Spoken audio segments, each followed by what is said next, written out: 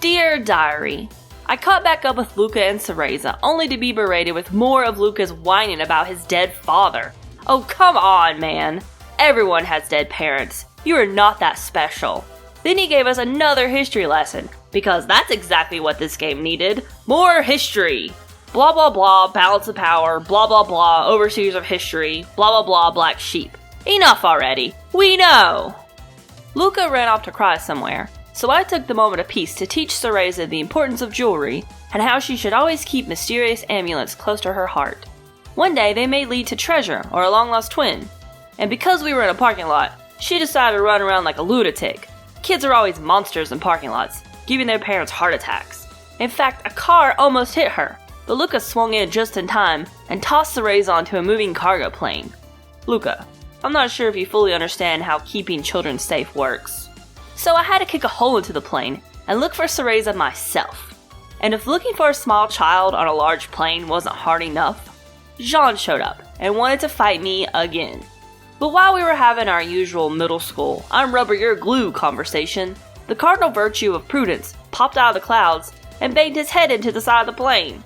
You know, for someone who's named after the quality of being cautious, he did a really shitty job of being careful. Now the plane was on fire and rapidly descending into the ocean, and I still had to find Cereza. Lucky for me, she comes when she's called, and we were able to book it before we breathed in the entire ocean. Before I could worry about the massive pickle we were in, Luca appeared, ready to rescue Cereza with a borrowed helicopter. I, on the other hand, had a sea monster to fight. Diary, I'm glad magic is a common explanation for the inexplicable shit I see happen in this game. It conveniently explains how I'm able to maneuver a piece of heavy-ass metal as if it were a motorboat, all the while breaking the sea monster's kneecaps, and then wheeling my hair into a tarantula, because everyone knows tarantulas fight better in the ocean. I mean, I know tarantulas can swim and everything, but this feels more like a bad game of rock, paper, scissors. No, my tarantula beats your sea dragon because it breaks up into smaller tarantulas and eats it. I hopped aboard the helicopter, and we made our way to Rapture, or some other weirdly religious city.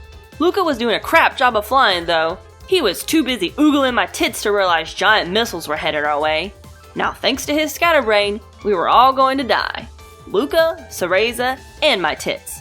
The helicopter immediately exploded, and our deaths should have followed, but somehow we finagled our way onto a missile, piercing through the night sky and anything else that stood in our way. Things got pretty complex once we reached the city. I ran into Jean riding another missile, and we both did this amazing choreographed jump kick fight onto the roof of a skyscraper, where Jean set off a whole gaggle of missiles into the city. She very much wanted to burn the place down. But not to worry, Luca was here to save the day. He rode a luggage cart up the skyscraper, grabbed Cereza, and then died. Good job, Luca. Good job. Then I fought Jean on the roof, the side of the building, another missile, a lobby, until finally I beat her into submission. We had some flashback memories, but I still wasn't 100% sure what was going on, though it was revealed Jean and I had been friends at one point. But then, bam, she died, and I was thrown into another building, so I could do nothing to save her. But I was able to regain my party again because, surprise, Luca and Cereza are fire resistant. Inside the villain building, we came to a glowing doorway, and Bayonetta started hearing the creepy voice in her head again. But this time, Cereza heard it as well. She exclaimed, "Daddy," and rushed through the doorway. Damn it! Gotta get a leash for that kid! So once again, I was stuck searching for Cereza, which I guess was a perfect opportunity to make me fight bosses I had previously beaten, like Noodle Arms and Plant Face Hentai Man. I hate when games make you refight bosses. At least come up with something new. But honestly, I'd rather refight any boss than go through the confusion of this room again. What the fuck is even happening? I don't have time for this Stargate bullshit. Panels are dropping, gravity sometimes works, you gotta be a butterfly or a panther or a bird, I don't fucking know. I made it to the elevator only through blind luck. And then, oh look, it's the sea dragon, doing a piss poor job of being in the sea. I climbed to the tippy top of the building where I found Cereza being held by Colossus, the last of the Lumen Sages. Now for some information overload. Baldur had been the creepy voice in my head throughout the entire game. He was also my father. How he was alive after 500 years, you got me.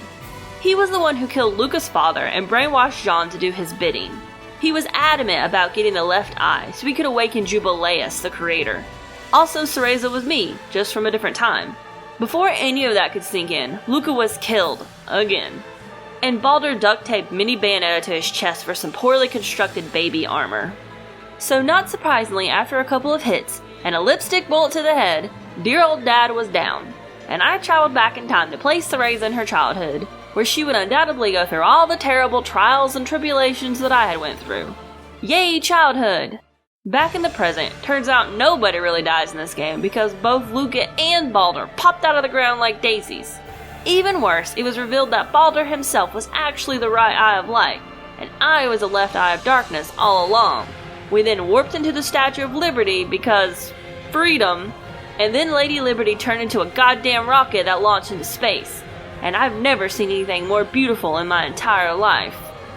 And if this entire situation wasn't ludicrous enough for your diary, Jean showed up, even though she's supposed to be dead too, and launched her motorcycle into the air and caught up with the rocket. The motherfucking rocket, diary. She then rode up the rocket while it entered space. Space! She pulled Bayonetta from the closing eye and supposedly died again. But it was too late. Jubileus had been awakened. Well, I guess there was nothing left to do but fight God. We battled in fire, ice, air, and inside the space bubble. Eventually, I mustered enough strength to unleash the demon, Queen Sheba, who, with a kiss of her fist, punched Jubileus' soul out of her body and sent her spiraling towards the sun. Just to make sure she hit her mark, I directed her soul, bypassing all the planet's gravitational pulls, until she was consumed by the Earth's life-giving star. Kinda ironic, isn't it? Let's just hope her deity ass stays dead. And okay. Yeah. I guess that's the end. I hope that ending was good enough for you, diary. Jubileus is really sunburnt and Bayonetta is stuck in space. Wow, what a satisfying ending. Just kidding. We have more dead people to bring back to life. Look who's here, it's Jean! And we had one more task that had to be done. So I destroyed the creator, but now there was a giant statue plummeting towards Earth, threatening to bring with it catastrophic destruction. So we had to punch and kick it into tiny little pieces, and then ourselves fall to Earth like two tiny witch meteorites. Should we die? Yes. Will we die? Probably not. A few days later, it's assumed that Bayonetta is finally dead. Yeah, okay. But before the angels could capture her, Jean whips off her nun clothes and shoots everyone in the face.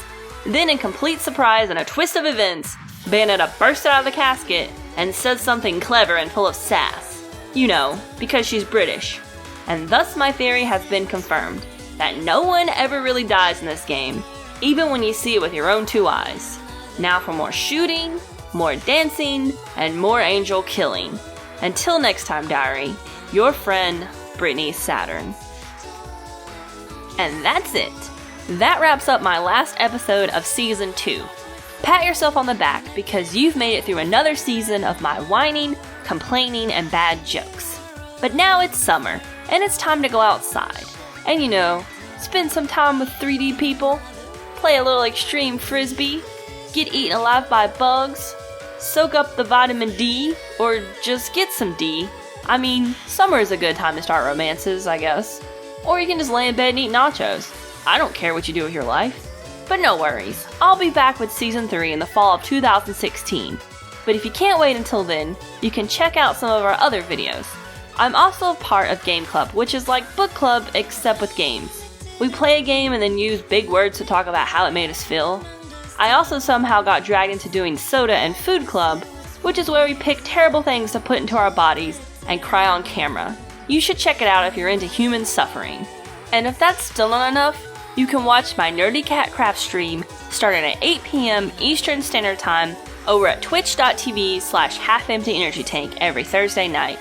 I got crafts, cats, and music requests. See you guys later and have a great summer. America, fuck yeah. Come again to save the motherfucking day. Yeah, America. Fuck yeah. Freedom